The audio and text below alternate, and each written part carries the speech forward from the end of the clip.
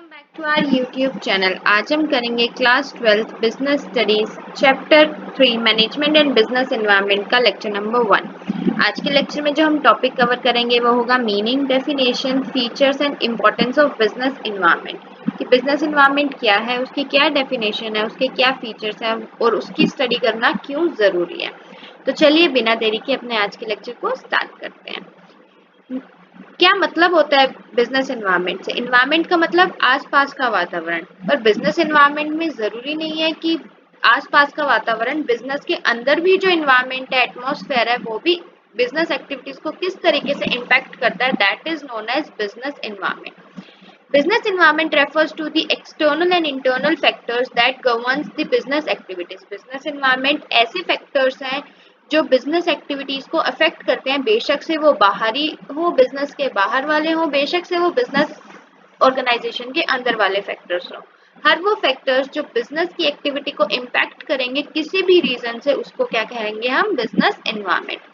It refers to all the forces which are external to business and beyond its control. ये ऐसे forces होते हैं जो बाहरी तो होते ही होते हैं और बिजनेस की कंट्रोल में बिल्कुल भी नहीं होते। These factors affect the working of the business firm and are uncontrollable to a large extent. ये बिजनेस की वर्किंग को बहुत ज़्यादा इम्पैक्ट करते हैं और ये अनकंट्रोलेबल होते हैं। बिजनेस इन चेंजेस को बिल्कुल भी कंट्रोल नहीं कर सकता अनटिल और अनलेस उसने इस पे अच्छे से स्टडी ना की हो। कौन कौन से फोर्सेस हो सकते हैं जो बिजनेस एक्टिविटीज को इम्पैक्ट कर सकते हैं? Customers, creditors, competitors, suppliers, government, socio culture organisations, political parties, internal organisation, international organisation, etcetera. Some of these may have direct influence over the business firm while other may operate indirectly. इनमें से कुछ हैं जो directly business को impact करती है, वहीं कुछ हैं जो इनडायरेक्टली बिजनेस को इम्पैक्ट करती है।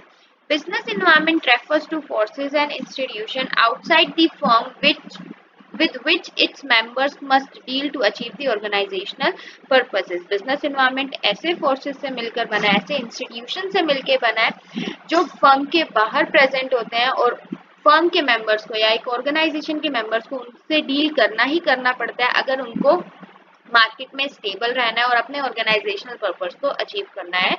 तो journal and specific environment, business के दो एनवायरनमेंट में कैटेगराइज किया गया। एक जर्नल जो हर बिजनेस ऑर्गेनाइजेशन के लिए होता है और एक स्पेसिफिक जो कुछ कुछ बिजनेस ऑर्गेनाइजेशन के लिए स्पेसिफिक होता है।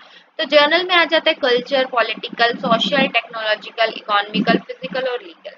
वहीं जो स्पेसिफिक होता है उसमें आ जाएगा union, supplier, special interest, competitors, partners, customers, regulatory agencies. तो ये जो है वो जर्नल है जो हर बिजनेस को इम्पैक्ट करते हैं और ये हैं जो स्पेसिफिक हैं जो पर्टिकुलर ऑर्गेनाइजेशन के लिए होते हैं।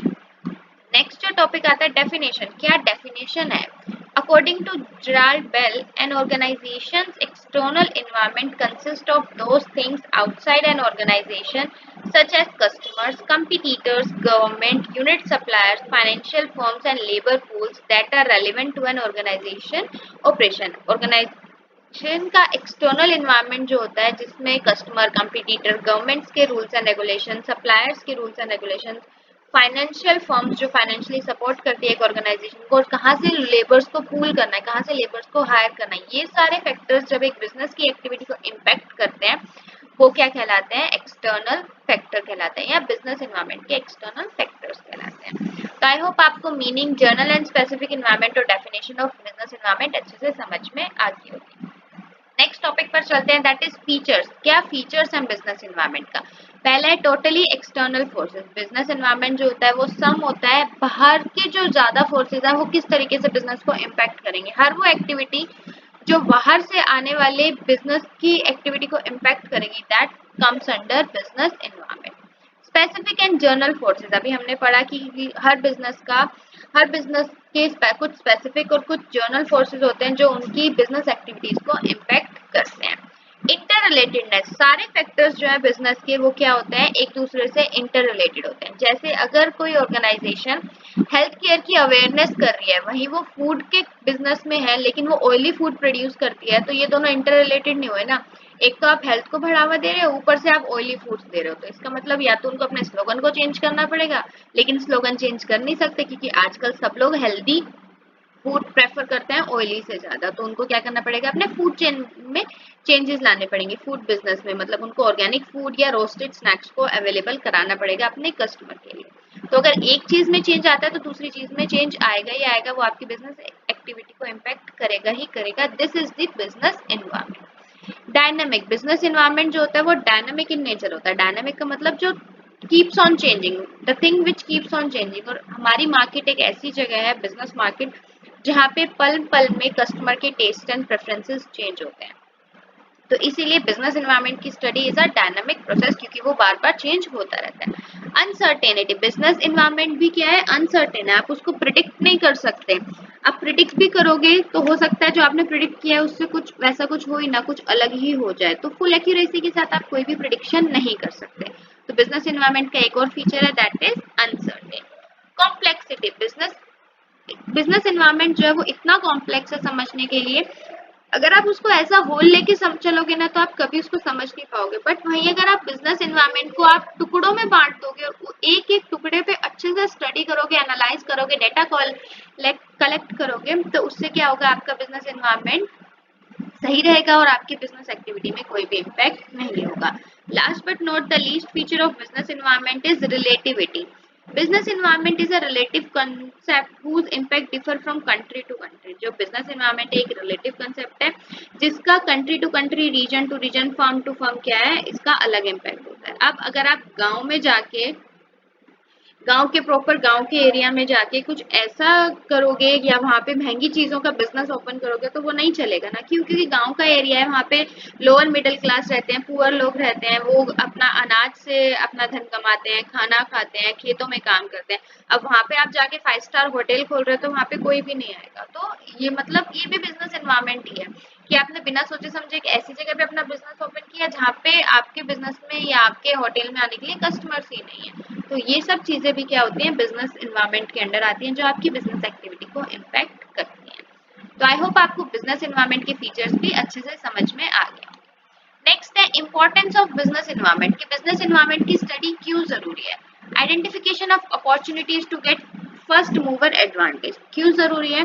क्योंकि अगर आप बिजनेस एनवायरनमेंट को अच्छे से स्टडी करेंगे तो आप अपनी आपके कदमों में आई अपॉर्चुनिटी को बहुत आसानी से पहचान लेंगे और उसके अकॉर्डिंग क्विक एक्शन लेंगे, जिससे आपको कोई भी चीज, कोई भी कंपटीटर से एक कदम आगे रहेंगे और अपने जो भी आपके सेट टारगेट्स हैं उनको अचीव करने में हेल्प मिलेगी। आइडेंटिफिकेशन ऑफ थ्रेट, अगर आपको बिजनेस एनवायरनमेंट की करेक्ट नॉलेज है, आपको आपके पास डेटा है, आप उसको एनालाइज करते हो, उस पर रूट एंड कॉज एनालिसिस करते हो, हर तरह की स्टडी करते हो उस बिजनेस एनवायरनमेंट पे, तो आपको आपके बिजनेस की तरफ बढ़ते हुए खतरे को दूर से ही पहचान लिया जाए।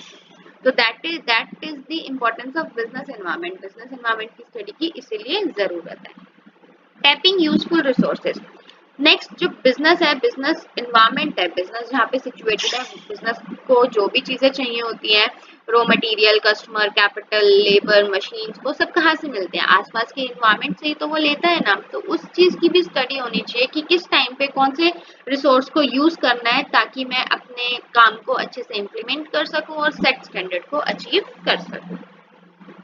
नेक्स्ट आता है coping with rapid change. Business environment की अगर आपको अच्छी नॉलेज है और आपने अच्छे से स्टडी कर रखी है तो आप आपके इन्वायरमेंट में, मतलब कि बिजनेस इन्वायरमेंट में आए हुए चेंजेस पे रैपिडली क्या कर लोगे, रैपिडली उसको अडेप्ट कर लोगे और उसके अकॉर्डिंग अपने गोल्स को अलाइन कर लोगे और प्रोडक्शन स्टार्ट कर दोगे। Assistant in planning and policy formulation. अब बिजनेस इन्वायरमेंट की डीप एंड डाइव स्टडी कर ली ना अगर किसी बिजनेस ऑर्गेनाइजेशन में, तो उसको हेल्प मिलेगी कि वो अपने फ्यूचर को, अपने ऑर्गेनाइजेशनल फ्यूचर को किस तरीके से प्लान करे और कौन सी पॉलिसी को अपनाए कि अगर कोई भी चेंज आ रहा है उनकी प्रोडक्शन में कुछ इम्पैक्ट नहीं हो रहा है, और अगर इम्पैक्ट हो रहा है तो दे आर दो इतने क्विक हैं वो कि वो जितने भी चेंजेस आ रहे हैं उनको इजीली अडेप्ट कर पा रहे हैं। तो ये सब चीजें हैं जो बिजनेस एनवायरनमेंट को एक कॉम्प्लेक्स प्रोसेस, डायनामिक प्रोसेस बनाती हैं और जिसकी स्टडी करना बहुत इंपॉर्टेंट है एक बिजनेस ऑर्गेनाइजेशन के लिए। आई होप आपको इंपॉर्टेंस ऑफ बिजनेस भी अच्छे से समझ में आ गई होगी। आज के लिए इतना ही। हम अपने अगले लेक्चर में डायमेंशंस ऑफ बिजनेस एनवायरनमेंट के टॉपिक को कवर करेंगे। अगर आपको आज के लेक्चर में कोई डाउट है तो प्लीज आप मुझे कमेंट सेक्शन में कमेंट करके जरूर बताएं। Till then stay safe. Thank you for watching. Please like, subscribe our channel for more videos.